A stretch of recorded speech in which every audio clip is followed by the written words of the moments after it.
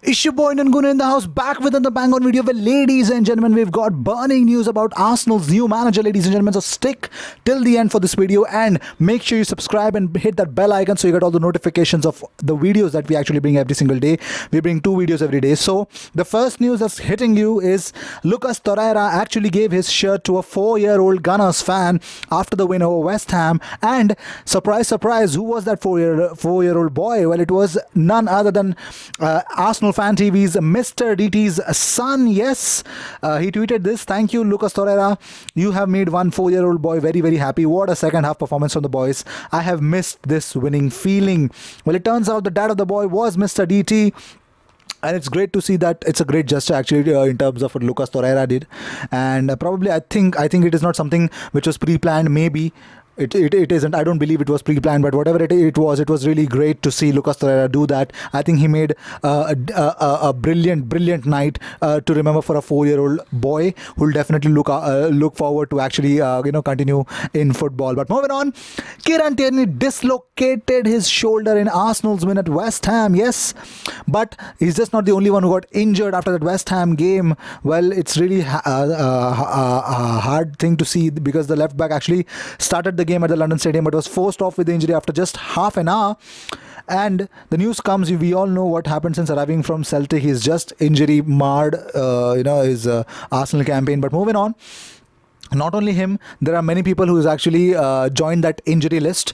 Granit Xhaka has suffered a concussion against West Ham and will miss the game against Standard Liège and Sunday's game against Manchester City. That's a bigger blow. But not only that, Nicolas Pepe, Hector Bellerin will also miss the trip to Belgium with knee and hamstring injuries respectively and will be assessed ahead of City's visit to the Emirates. Well, here's an important fact about Carlo Ancelotti being linked with Arsenal.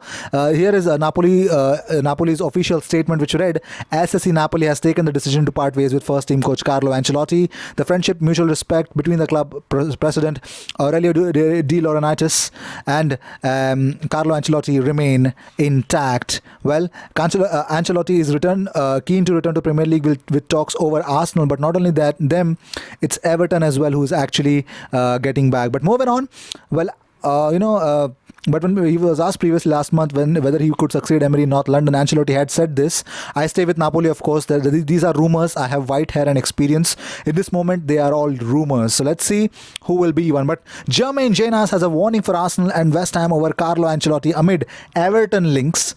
He said, I understand that there has been unrest and the relationship has not been great between players and the hierarchy at the top of Napoli, and Carlo Ancelotti may have been involved in all of that, and that's where the breakdown has come. I think for me, it has not been a huge surprise.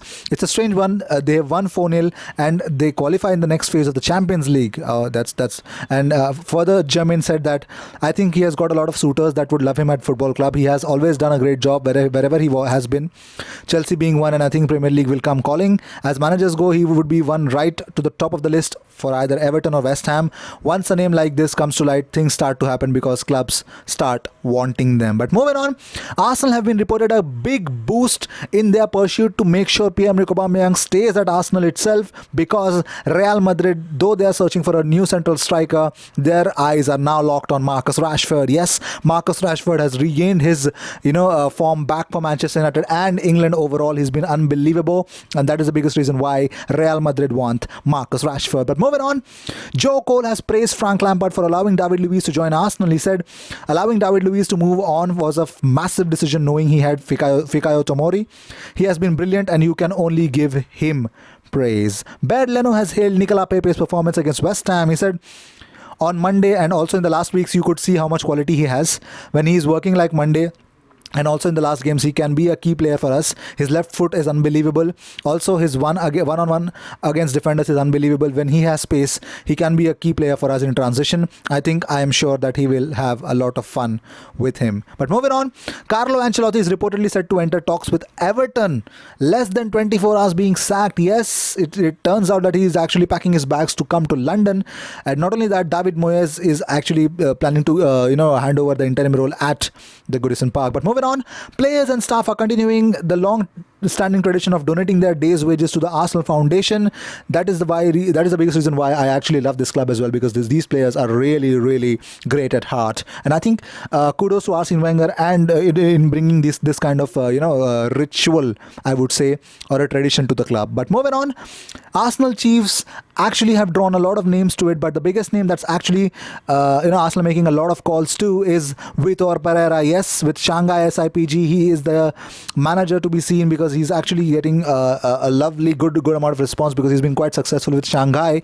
So it looks like he's also in the fray to make sure be a contender for Arsenal's managerial ship. So these were the news of the day. I hope you enjoyed whatever came your way. All the views, news and everything about Arsenal comes on this platform every single day, 2 times. So it's a no-brainer, guys.